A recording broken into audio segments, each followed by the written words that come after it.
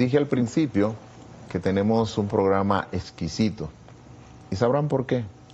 Porque cuando hablamos de la historia, podríamos decir que recordar es vivir. Pero a veces nosotros dejamos pasar de largo cosas que se repiten en nuestras vidas porque olvidamos la historia. Hasta nuestra historia la olvidamos. Y olvidamos de dónde venimos. Si nos fuéramos a referir a la palabra de Dios, San Pablo dice, acuérdate de dónde saliste.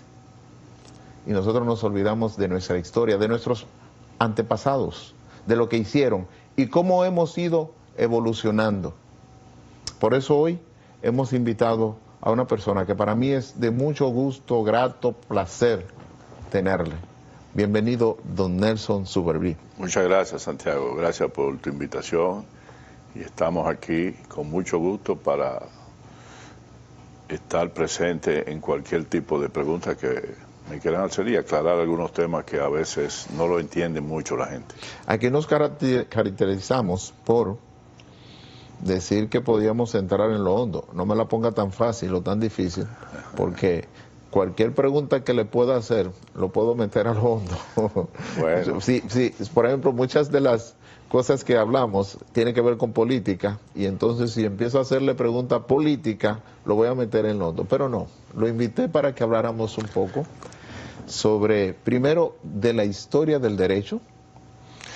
Sí, nosotros como país a veces solamente hablamos de que tenemos el derecho, nuestras raíces están en el derecho francés, pero si vemos la historia tenemos que ir más atrás y ver el verdadero origen del derecho de todo Occidente prácticamente, y es el derecho romano, puesto que cuando se habla de las ideas políticas, cada nación o cada imperio utilizaba un método específico para manejar su pueblo. Las ideas políticas son la base fundamental del sostenimiento y el desarrollo de una civilización. En el caso de los griegos, usaban la filosofía como idea política y también el derecho. En el caso de los egipcios, utilizaban la religión como manejo de las ideas políticas para lograr los objetivos que buscaban los faraones. En el caso de China, utilizaban la filosofía y el famoso Lao Tse y Confucio tenían un papel determinante en el manejo del Estado versus el pueblo, utilizando la filosofía. Pero los romanos, que fue un gran imperio, utilizaron un método todavía más eficiente, que eran las leyes. Manejar un imperio tan grande como fue el Imperio Romano, que ocupaba toda Europa, llegaba hasta Inglaterra, lo que hoy es Inglaterra, el norte de África y parte de Asia, donde había distancias de 7.000 y 8.000 millas de diferencia. ¿Cómo tú manejas un imperio con diferentes culturas dentro, diferentes idiomas? Solamente la ley era el método más eficaz de que ese imperio se mantuviera, y a través de aplicar la ley, el Imperio Romano se mantuvo por 500 años dominando vastos territorios. Luego esas naciones esas civilizaciones se convirtieron en países, de tribus pasaron a villas, después a países, y luego cuando el Imperio Romano cayó, se quedó implantado el sistema de leyes de los romanos en toda Europa.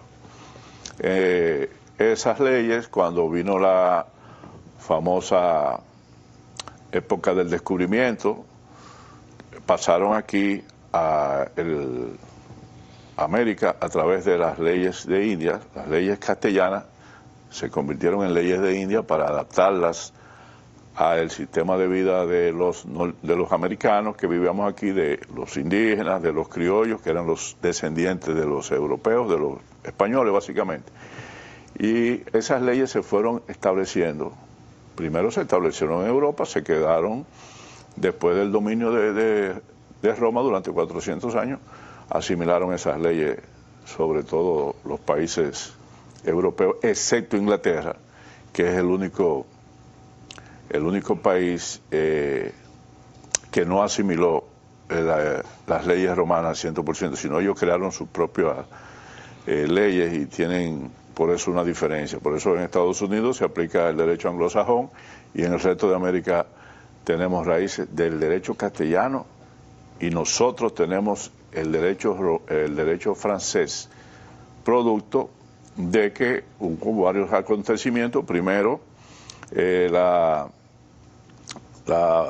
invasión de Toussaint Louverture en el 1801, que implantó una constitución y gobernó 14 meses aquí, implantó lo que era el derecho francés, producto de que ellos habían sido una colonia francesa y ese era el derecho que ellos manejaban. Y luego vino la intervención de Ferrand, 1804 al 9, también dominaron los franceses aquí 6 años. Luego de ahí vino la independencia, vino la batalla de Palo Hincado, donde venció Juan Sánchez Ramírez, y entonces duramos hasta el 21 bajo la bandera española de nuevo. Pero en la invasión haitiana volvieron a implantarnos el derecho francés. Entonces, cuando nos independizamos ya en el 44, pues se asimiló el derecho francés como derecho definitivo de nuestro país y todavía estamos bebiendo de la fuente del derecho francés que equivaldría a tener raíces del derecho romano todavía. Me quiero ir a una parte que mencionó, cuando habló de los egipcios, que eran gobernados por el faraón. Sí. Tenían leyes, pero solo la tenía el faraón. ¿Podríamos decir así? Bueno, es que el faraón era el dios en la tierra para ellos. O sea, el faraón era todo. Para los egipcios no podían contravenir ningún tipo de disposición que el faraón planteara. El faraón tenía el control religioso, el control político y todos los controles de la civilización egipcia en esa época. Entonces había que obedecer al dios que era el faraón. ¿Y de qué manera, por ejemplo, lo que recordamos o lo que conocemos más o menos del cómo gobernaba o cómo se gobernaba en Egipto, esto es lo que se conoce con la esclavitud de Israel? Bueno, esa es la parte de la Biblia, esa es la parte bíblica. Sí. Bueno, ustedes saben que los hebreos eran los judíos y el pueblo hebreo quedó bajo las manos del pueblo egipcio durante mucho tiempo, fueron esclavizados, fueron las personas que construyeron las pirámides y los canales de riego del Nilo, y duraron mucho tiempo esclavizados, unos siglos esclavizados, hasta que vino la famosa historia de Moisés, que fue que los liberó y los llevó a la tierra prometida, y eso transcurrió así tal cual la Biblia lo plantea. Hay elementos históricos, hay una serie de estudios que se han hecho y se han hecho levantamientos en el sitio y han encontrado elementos que confirman la historia de la Biblia. No, totalmente. En esos días estaba consultando la historia de Juan el Bautista, decapitado o le cortaron la cabeza. A petición de Salomé. Exacto. Por un tema de infidelidad y demás. Sí. Y estuve buscando a ver si esta historia se marcaba, bueno, si de esta narración en la Biblia se marcaba dentro de la historia, y sí, se marca dentro de la historia, fuera de la Biblia. Sí, es que la Biblia es el libro de historia más completo y el que más permanece. Sí, el libro se ha mantenido fiel porque fue escrito con una serie de estrategias para que no se tergiversaran los datos.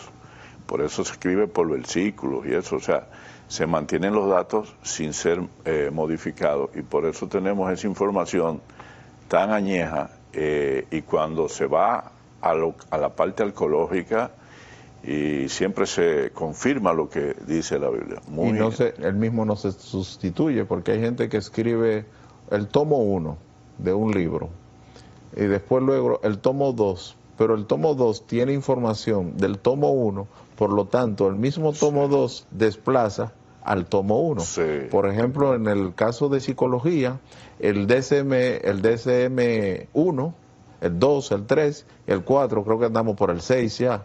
Y los libros médicos también para tomar lo que son las... ¿Le parece que el derecho romano tuvo su éxito? Claro, si no, el Imperio Romano no se sostiene por tantos años. Luego Justiniano, el emperador Justiniano, recopiló todas las leyes y los códigos que estaban en cierto modo ya permeándose por el tiempo, y esos códigos fueron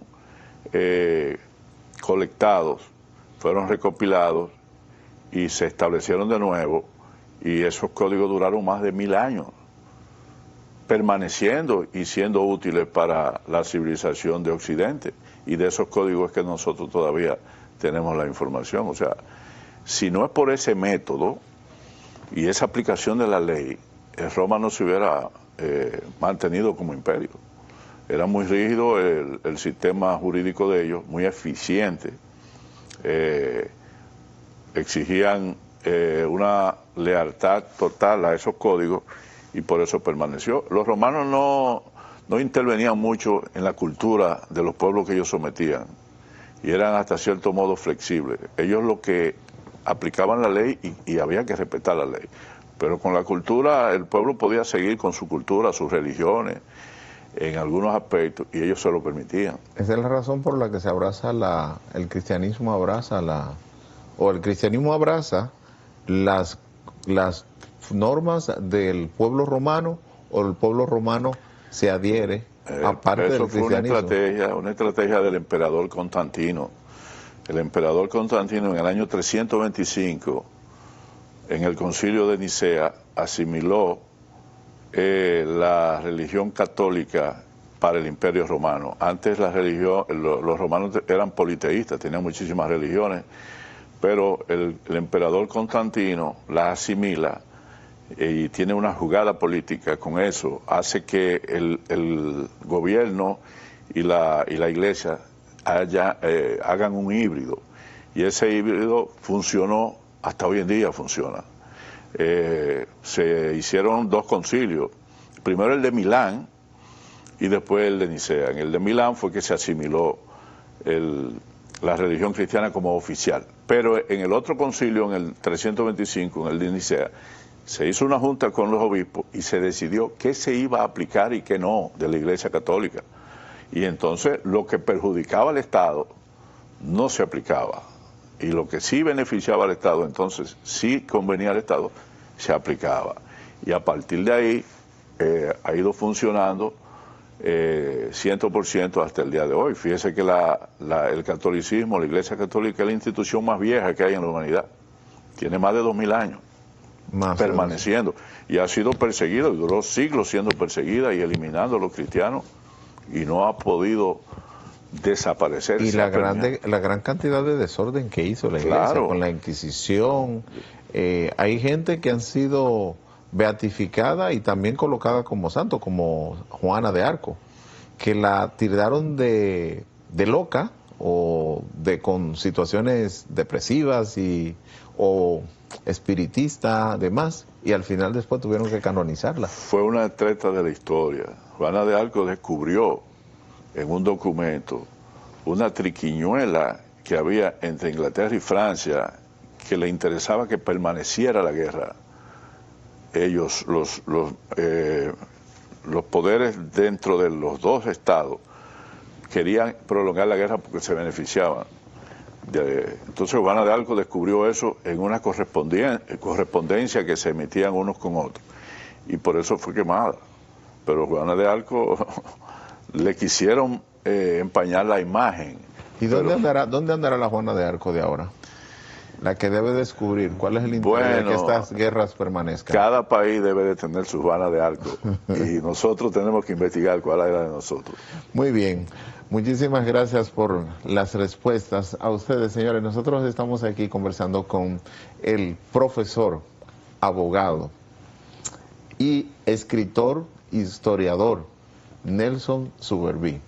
Cuando regresemos vamos a hablar de uno de los libros que próximamente va a ser visto o encontrado, o para usted obtenerlo, en algunos lugares del país como Centro Cuesta, también en Nueva York. Ya he leído algunos párrafos y es muy interesante la historia. Y ahora le voy a hablar, cuando regresemos de la pausa.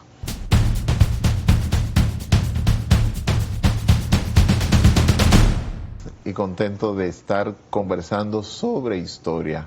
Y aquí hay un sinnúmero de menciones que ha dado don Nelson, nuestro querido profesor, sobre los temas, y los resumió, porque no habló sobre todo de temas que se involucran.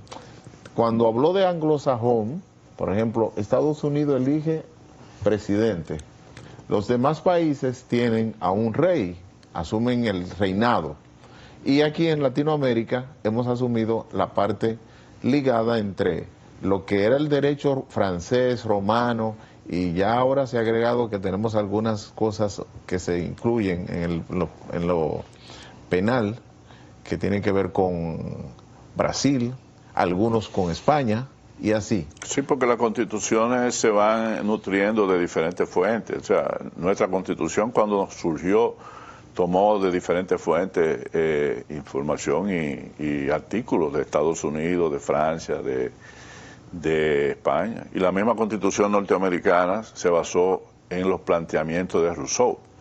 Rousseau planteaba la división de los tres poderes, el poder ejecutivo, el legislativo y el judicial.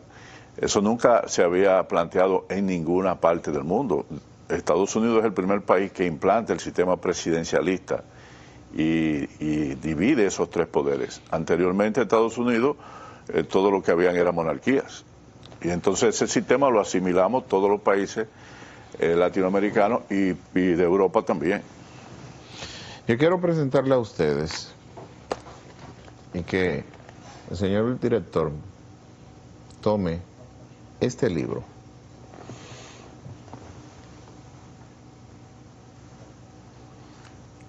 Ahí está.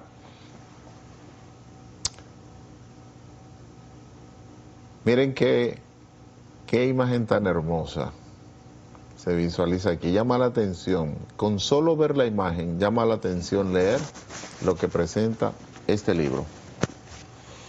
Los verdaderos piratas del Caribe y su edad dorada. Escrita por el privilegio que tengo de tenerlo aquí para hablar por primera vez en un programa sobre lo que tiene este libro.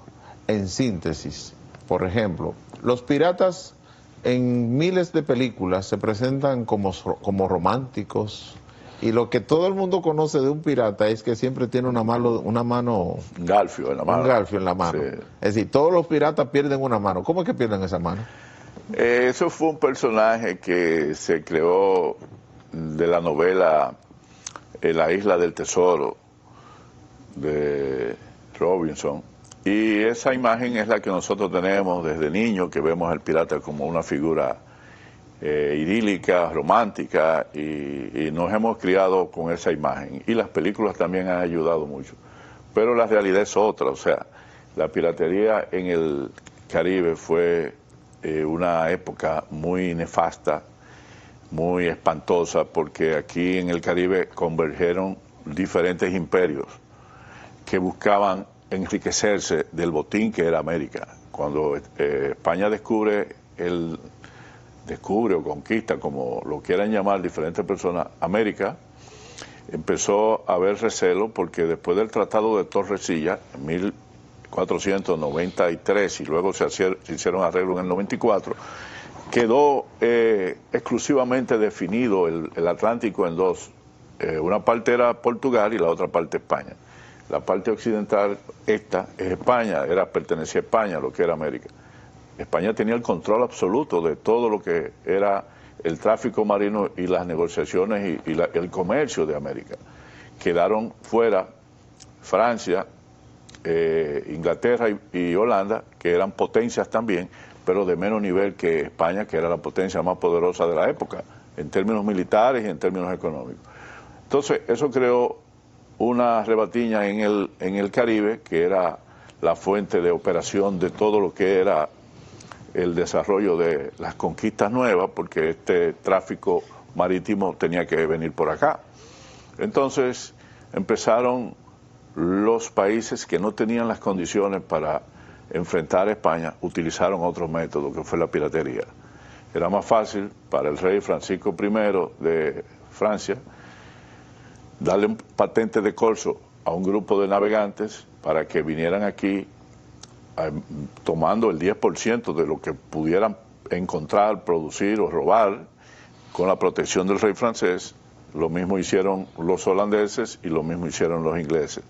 Entonces venían acá al Caribe a enfrentarse con los españoles, a asaltar las naves españolas que cargaban oro, plata y una serie de cosas hacia Europa, y las villas cercanas también. Y entonces aquí se convirtió en una época terrible, desde el año 1630 hasta 1740 por ahí, que se considera la época de oro de la piratería. Entonces, en estos territorios habían constantes conflictos de día, de noche, en las villas, en los diferentes lugares, y eso cambió el mapa que tenemos hoy en el Caribe. Usted ve que tenemos islas francesas, holandesas, sí, inglesas, hasta Dinamarca tuvo islas aquí. Sí. Y eso cambió el mapa, rompió el monopolio español. Y por eso los piratas se convirtieron en unas figuras nefastas. Y hay grandes personajes que yo menciono en el libro, que tuvieron una participación muy importante y muy decisiva, empezando por Juan Florín, que fue el primer gran golpe que se dio en la piratería aquí en el 1521, que ese pirata, que era italiano pero estaba al servicio de Francia, logró asaltar y tomar el gran tesoro que le mandaba Hernán Cortés al rey Carlos V, el tesoro de Montezuma, de ese gran cacique mexicano, azteca, que fue tomado. Cortés tomó toda la fortuna y todo el oro y lo envió al rey español. Y en el trayecto Juan Florín se apoderó de ese tesoro, y eso fue el primer gran golpe. Entonces, a partir de ahí, España decidió crear lo que se llamaba la flota de la carrera de Indias, que eran viajar en flotas de España a América, protegidos por barcos de guerra españoles. Los comerciantes no podían viajar solos. Por ley le prohibían viajar solos, sino tenían que viajar en compañía de barcos de guerra. Entonces, cada año o cada 2 años venían esas flotas a vender mercancía europea y a llevar mercancía de América, a llevar sobre todo pieles, oro, plata. Y entonces eso era para proteger el tráfico, ¿no? Pero después de 100 años de control absoluto de España sobre América, empezaron a hacerse grietas y empezaron a moverse cosas. Por ejemplo, en el 1930, el capitán Fradique de Toledo, español, desalojó a una población que estaba en la isla San Kitts, que está cerca de Puerto Rico, que era de franceses. Al desalojarlos con la flota, cañones limpios, muchos franceses salieron deambulando de isla en isla y terminaron en lo que es la isla Tortuga, que está al norte de lo que hoy es Haití. Sí. Y ahí se estableció la primera capital pirata. Ahí empezaron a asentarse bucaneros, filibusteros y habitantes que eran agricultores, ¿no? Entonces ahí se concentró el primer gran fortín de la piratería, donde asaltaban, sí, y terminaban ahí. Siempre se ha dicho que, o bueno, siempre no siempre se ha dicho que antes de que quien descubrió América es Cristóbal Colón, pero que antes estaban los piratas. No, antes de él no. Pero existían hombres y mujeres, hombres que andaban en estas zonas. Bueno, que no eran los indígenas. No. Bueno, hay informaciones diferentes, porque la piratería existe hace 2000 años. Antes de Cristo habían piratas en el mar Mediterráneo, y luego también en la época antes de la conquista de América. pero en el territorio aquí en el Caribe no había evidencia de que hubiera piratería porque no había flujo de europeos en esta zona. Se cuenta que, por ejemplo, los indígenas no murieron porque los españoles necesariamente lo mataran, usaran sus armas para matarlo, sino que hubo una razón por la cual murieron. Y es que chocaban corriendo, chocaban contra los árboles. ¿A qué le huían? Mira, eso, hay muchas razones por las cuales los indígenas murieron. Primero, las epidemias. El cuerpo de los indígenas aquí no estaba adaptado a enfermedades como el sarampión, la viruela, la sífilis, que eran enfermedades para las cuales no había... la cura. La cura no tenían el elemento sí, del cuerpo que podía combatir esas enfermedades. Eso fue una razón. El otro era el maltrato en las encomiendas que se sometían a indígenas a una explotación. Sus mujeres y otra era después que vinieron los combates, cuando se querían someter a ellos, trajeron los famosos perros alanos, y esos perros de caza cazaban a los indígenas también. También hubo suicidios, preferían suicidarse las mujeres y ellos mismos antes de enfrentar toda esa situación de atropello. Y ya para el año 1514 se hizo un censo y quedaban alrededor de 26.000 indígenas. Y ya para el año 1565, el último censo, había 200 indígenas solamente. Taínos. O sea, fue un exterminio masivo que tienen que ver muchos factores.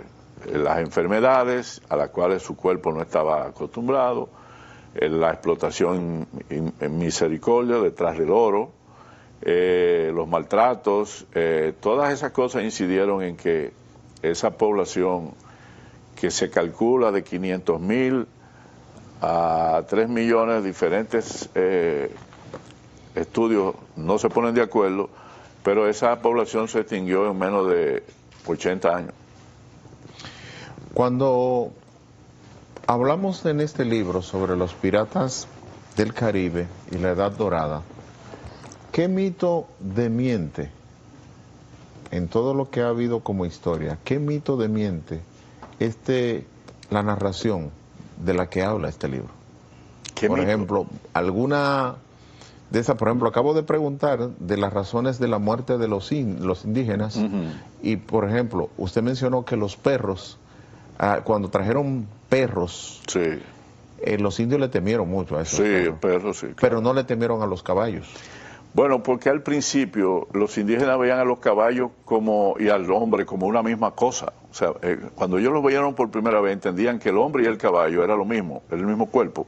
Y cuando veían que se dividía, que el hombre se apiaba, vieron que no. Entonces, al principio, pero luego no, porque el caballo no agredía. El caballo lo que era un instrumento de transporte. Era más grande. Sí, pero cuando ellos entendieron la mecánica del hombre y el caballo, lo asimilaron más fácil. Pero los perros no, porque los perros, el objetivo era cazarlos y morderlos y destruirlos, y entonces sí le temían a los perros, eran perros agresivos, eran perros precisamente para cazar. ¿Cómo se sentía la gente en estos ataques, según la narración, en estos ataques de piraterías en el Caribe? Era muy...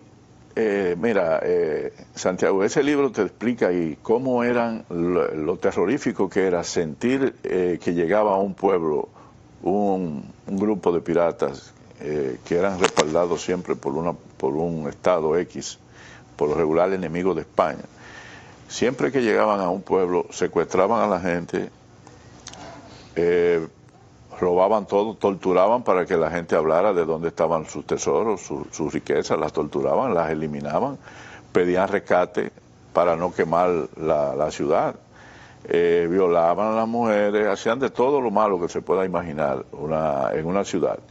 Y la gente, algunos podían escapar, otros no, eran perseguidos hasta más no poder, y dejaban una ciudad en pleno desastre, era muy difícil enfrentar a una tropa de esa envergadura, porque siempre andaban bien armados y eran personas completamente agresivos. Fue una época donde usted ve, por ejemplo, lo que hizo el capitán Morgan en Panamá, destruyó a Panamá. Fue una avanzada desastrosa, cruzó la selva del Darién y llegó a la ciudad de Panamá, y ahí en el libro se detalla cómo destruyó a la ciudad de Panamá. Y usted va a la parte donde se habla del pirata Edward Teach, Barba Negra, y usted ve las hazañas que hizo Edward Teach, que fueron hazañas terribles. Era una figura de 2 metros de estatura, con una barba copiosa negra y un aspecto completamente detestable, porque siempre andaba con una ropa negra bien sucia de sangre, de grasa, de todo. Y era una figura que le temían. El nombre nada más de él era temerario, porque era muy sádico. A mí me llama la atención mucho lo de Bartolomeo Roberts. Que primero no tomaba alcohol. No. Prohibía los juegos de azar. Ese debería seguir aquí. Sí, debería seguir vivo y estar sí. aquí, aunque sea como alcalde. Sí, ese no por el alcohol, sino por el tema de los juegos de azar. Sí, esa era una figura dentro de Pero la antes que piratería. me conteste, ¿por qué tenían unos códigos de conducta, según narra, unos códigos de conducta tan estrictos, pero eran tan crueles? Bueno, el código de conducta era para ellos aplicable 100%, porque es una persona que está expulsada de la sociedad, de toda la sociedad. Eran delincuentes, perseguidos, eran gente que no tenían arraigo social. Entonces, en el único reducto donde ellos se podían conservar era en el ámbito donde ellos estaban viviendo, sea en su barco o en su territorio. Entonces ellos sabían que las penalidades ahí eran muy fuertes y tenían que conservar las reglas que se imponían entre ellos mismos. Una de las mejores democracias impuestas en el mar, y en las primeras democracias realmente, era impuesta por los piratas. Usted ve ahí en el libro cómo ellos votaban en la embarcación, todo era a nivel de votación, y el capitán no era que tenía la determinación del rumbo que ellos iban a tomar, sino eran todo a través de votación. Y tenían un sistema de vida democrático dentro de ellos. Ahora, a partir de ahí, no había ninguna regla. La única regla era la riqueza y la matanza, ¿no? Ahí está el mito que me miente el libro. Porque todo lo que yo he sabido de... El capitán era el que sabía. No. ¿Eso es todo lo que nos han presentado? No. También hay otro mito, que que bebían mucho alcohol en los barcos. No. Ellos tenían raciones de alcohol aplicadas por él, pero ese alcohol podían ellos beberlo en determinadas ocasiones, porque usted sabe que en una situación en el mar usted tiene que andar sobrio, porque tiene que manejar muchísimos aspectos, y eso no era permitido así como lo plantean en las películas y eso. Tenían otra forma de embriagarse cuando estaban en tierra y eso, pero no. También usted va a ver ahí el tema de los piratas judíos, que mucha gente se sorprende que no entiende por qué habían piratas judíos aquí, en el Caribe. Y eso tiene una explicación lógica. Los judíos fueron perseguidos desde 1492, fueron expulsados de España, todos los judíos. Y ellos emigraron a Portugal una parte, otra parte en el norte de Europa, como era Holanda. Otros fueron donde el sultán Bayaceto, que le permitió establecerse en lo que hoy es Turquía. Pero luego de eso, el rey Felipe II emitió un edicto, una cédula, declarando que el hecho, la condición de usted ser judío, era simple y llanamente un delincuente, por el hecho de ser judío.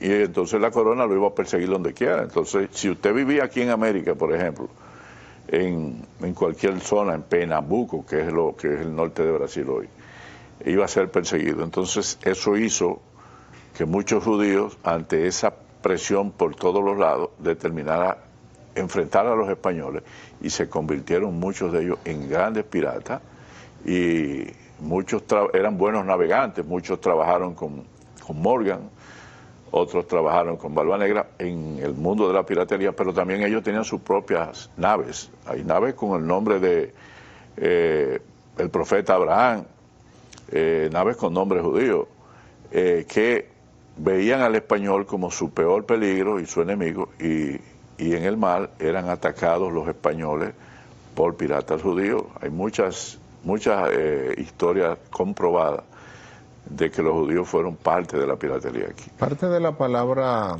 de Dios que llega aquí, llega por medio de los españoles. ¿Y los españoles abrazaron el cristianismo en qué año? No, los españoles venían con el cristianismo desde principios de la historia del cristianismo. Ahora, ellos arreciaron el cristianismo en los años 1200, cuando el Papa determinó la Sagrada Inquisición, la planteó en una bula, y entonces a partir del 1200 y tanto, no recuerdo exacto, empezó a apretar lo que era el cristianismo y a apretar la Inquisición en contra del que no era cristiano. Entonces eso hizo que el cristianismo se fuera plantando en el territorio ibérico, que no era la España que conocemos hoy, porque eran muchos pequeños reinos. Y luego, cuando se determinó en el 1493 el Tratado de Tordesillas, que el Papa Alejandro Borgia, Alejandro VI, le dio ese poder a España de darle un continente entero como este, los acuerdos que hicieron era que había que implantar el cristianismo en todos los lugares. Entonces se convirtió España en un gobierno teocrático, o sea, donde quiera que estaba un soldado, estaba la iglesia. Entonces, con ese poder que le dio Alejandro Borgia, que era español, aunque era papa en Roma, pero era español, a partir de ahí se solidificó el cristianismo en España. En estos últimos minutos vamos a hablar dónde podemos encontrar el libro. Primero, decir otros libros, nombre de otros libros que usted tiene. Taíno, sus huellas en el Caribe. ¿Y dónde encontramos esos y este? ¿Perdón? ¿Dónde encontramos esos libros sí, y este? ¿Dónde lo vamos a encontrar? En la librería Cuesta, en el centro Cuesta del libro. Está en Amazon, está en el Museo del Barrio de Puerto Rico, en Nueva York, en la Quinta Avenida. Y va a estar en diferentes sitios, en Puerto Plata y en Bávaro, porque es un libro que tiene interés para el turismo, porque nosotros somos una fuente básica de lo que fue la piratería, porque en el norte de nuestra isla, Montecristi, Puerto Plata y esa zona, se establecieron bases de asentamientos piratas, y todo lo que es el mundo de la piratería empezó en el Caribe, empezó en el norte de nuestra isla, y nosotros no le hemos dado el valor de atractivo turístico que tiene esto. Bueno, aquí sería importante que los guías turísticos adquieran este libro. Exacto. Para que dejen de estar diciendo tantas mentiras a los turistas sobre todo sobre el tema de los piratas. Exacto. Así es que obtenga Los verdaderos piratas del Caribe y su edad dorada, escrito por el abogado, escritor y historiador, profesor en la Universidad UTE de Santo Domingo. Ha escrito una joya, porque lo empecé a leer y quedo de verdad deseoso de terminar hasta ver y llegar a la conclusión de todas las informaciones que nos narra. Muchísimas gracias, don Nelson, por acompañarnos. Gracias a ti, Santiago, por tu invitación. Esto no es la primera. No, claro. Esta es la primera, pero sí, esta no es la última. No, estamos a tu orden. Cuando tú lo requieras, estaremos por aquí. Muy bien. A ustedes muchísimas gracias por estar con el Poder Municipal. Nos vemos el próximo miércoles, si Dios lo permite. Hasta luego.